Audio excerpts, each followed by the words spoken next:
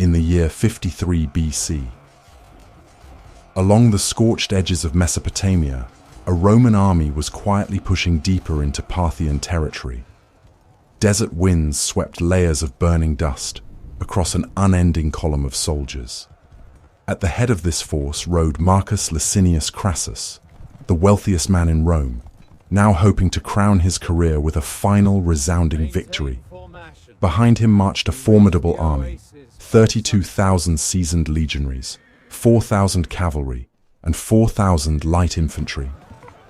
At his side rode his son, Publius Licinius Crassus, commander of the Gallic cavalry and auxiliary troops.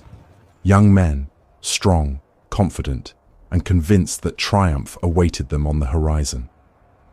Crassus believed that with such overwhelming numbers, Rome would subdue Parthia quickly. But beyond that distant line where the desert meets the sky, Parthia had already prepared its response. The general Surena, a young nobleman, gifted, calculating, and leading 10,000 elite horsemen, 1,000 heavily armored cataphracts, 9,000 veteran horse archers, all advancing without hesitation. 2 armies, 2 ambitions, 2 paths shaped by fate. And the silent desert watched as they moved toward an inevitable clash. If you appreciate historical stories told slowly, clearly, and with depth, consider subscribing to the channel. Your support helps me continue bringing journeys through time like this one to life. When word arrived that the Parthian army was closing in, Crassus immediately ordered his men to halt in the open plain. The desert shimmered under the harsh sun, a wavering mirror of heat and dust reflecting the tense faces of the officers gathered around him. Crassus understood exactly what he was facing. Parthian cavalry excelled in speed, maneuverability, and flanking attacks, so he quickly commanded the entire army to shift into a square formation, a living fortress of shields and spears locked tightly on all 4 sides, built to withstand assaults from every direction. Row by row, the legionaries adjusted their shields, leveled their spears, and fell into a focused silence. The entire formation looked like a solid block of bronze waiting for a storm to strike. Across the battlefield, Surena began arranging his forces as well. He moved his heavy armored cavalry to the front, their long shadows stretching across the sand like steel statues come to life.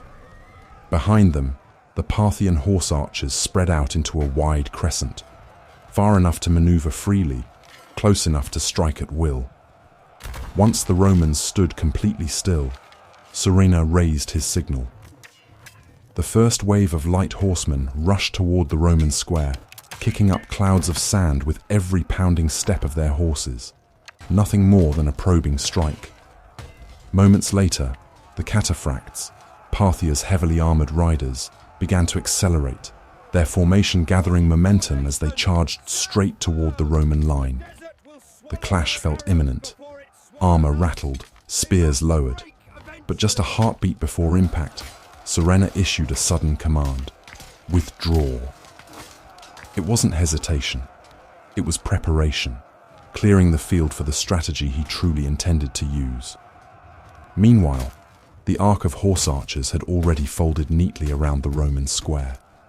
No shouting, no chaos, no rushing. Just thousands of steady hands lifting bows, drawing them back, and releasing. The first volley fell like a curtain of black rain onto the Roman shields. The Roman soldiers held their ground, but they quickly understood that the enemy had no intention of fighting hand to hand. The Parthians wanted to wear them down, slowly, relentlessly, until Roman strength was drained drop by drop. Crassus still believed the storm of arrows would eventually stop. He assumed the Parthians couldn't possibly carry enough arrows for a prolonged attack, and once they exhausted their supply, Rome would counterattack. But that hope, at this moment, was nothing more than an illusion. The first minutes brought only a few probing volleys. But then, the sound of bowstrings tightened into a relentless rhythm, and the desert sky before the Romans darkened beneath a storm of arrows. From the wide crescent of Parthian horse archers, each seasoned archer sent arrow after arrow arcing high, drawing cold, perfect curves across the sky. Under the harsh sun, the iron tips flashed briefly before plunging downward with brutal speed, striking shields, armor, and flesh. A steel rain that showed no sign of easing. The Romans held their formation as best they could. Their arms trembled, not from fear, but from the force of each impact. Their metal shields rang with sharp, jarring clangs. Between those strikes came muffled groans, sometimes swallowed by the noise of battle.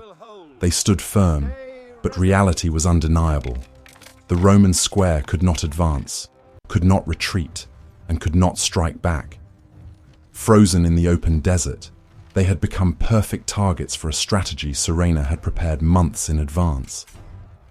Crassus looked upward.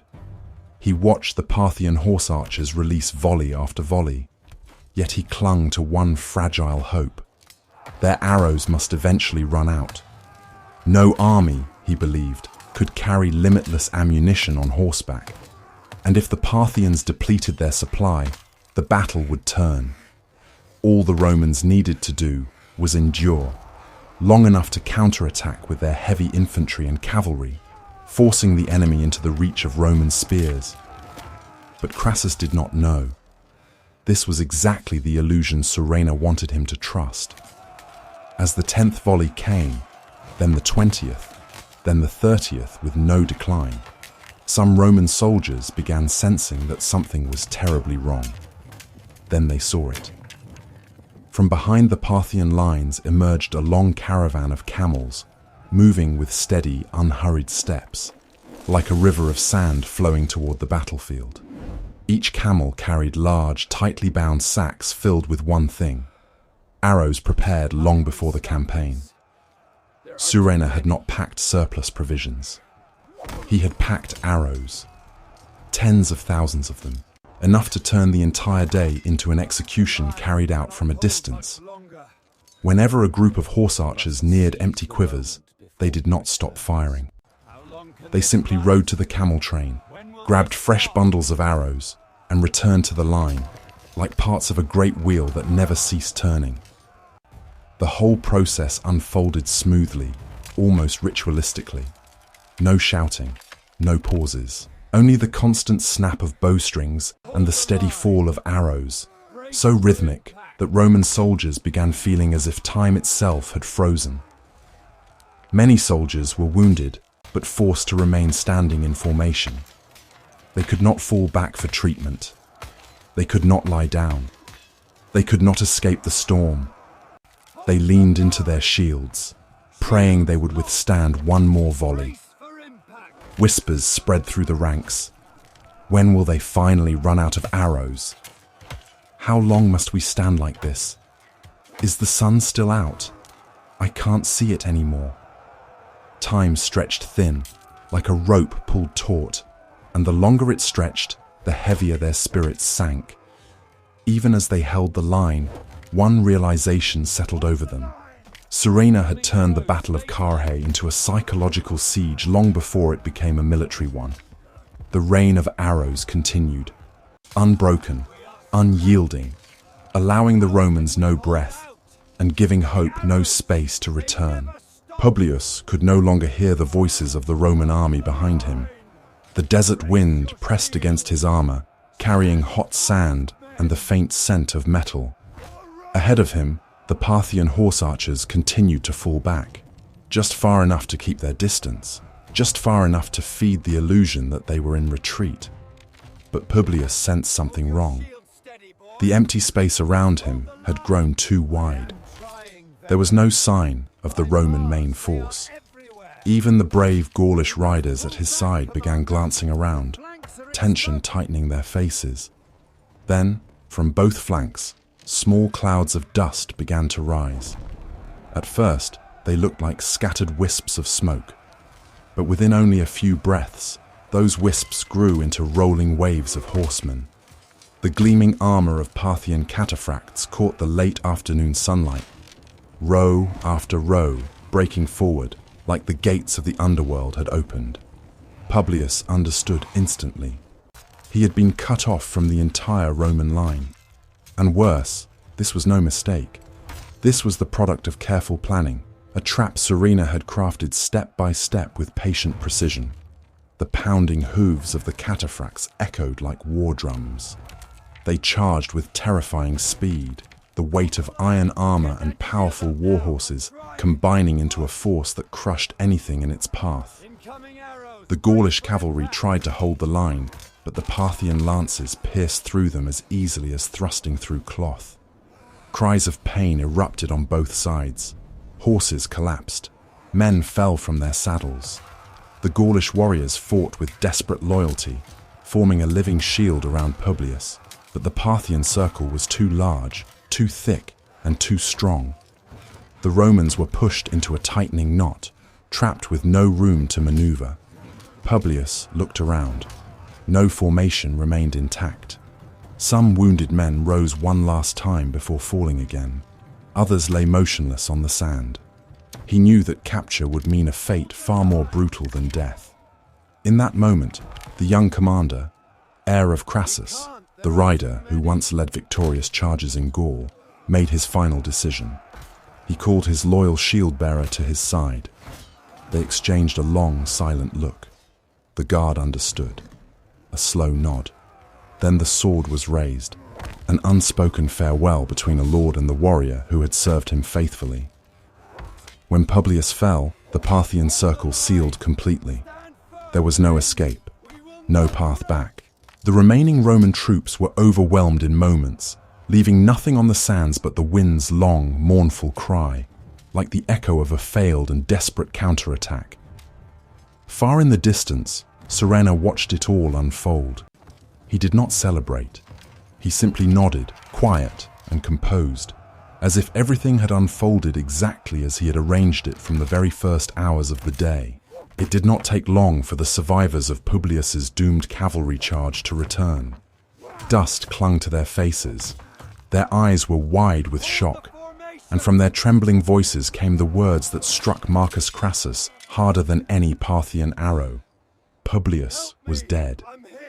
The news pierced him, father and commander at once, as if the ground beneath him had suddenly given way. The man who only moments earlier believed his son might break the Parthian encirclement now stood paralyzed, unable to grasp the full weight of the disaster. Around him, officers tried to keep order, but discipline, once the pride of Roman legions, was already slipping. Fear traveled through the ranks like a slow, cold wind. Outside the battered Roman square, the Parthian horse archers continued their relentless fire. Arrow after arrow rained down, wearing away the Romans' endurance. Many were bleeding. Others barely remained standing behind their shields, breathing heavily, trying not to collapse under the constant impact. Surena saw everything, and he knew precisely when to strike again. He ordered the cataphracts, those armored riders who had already crushed Publius's cavalry, to advance once more. They came forward in a steady line, sunlight reflecting off their iron scales, the earth trembling under their horses' weight. This time, there was no feint, no retreat, no test of Roman nerves. This was the finishing blow. The Roman shield wall, solid and confident in the morning, now buckled under the sheer force of the charge. Spears splintered, men were thrown to the ground. The once tight formation crumbled as pockets of soldiers were pushed apart, unable to resist the weight of Parthia's heavy cavalry. As dusk began to fall over the desert, Surena finally signaled his men to pull back. He knew the Romans had nothing left. They were beaten in body, exhausted in spirit, and shattered in command. And the Romans knew it too. Under the cover of night, Crassus and the remaining officers chose to flee. There was no plan, no formation, no dignity, only silent desperation. They abandoned the battlefield, leaving behind the wounded, the dying, and the hopes of a victory that had vanished long before sunset. All that remained on the sand were broken shields, scattered arrows, and the echo of a mighty army brought to ruin. That night, the Roman army slipped quietly out of the wasteland. Footsteps dragged through the sand, mingling with the heavy breaths of men who had reached the limit of their strength. The darkness swallowed every sound, an unspoken admission of defeat that none of them were ready to face aloud. They did not bring the wounded with them. They couldn't. Every soldier knew this truth, yet no one dared look back.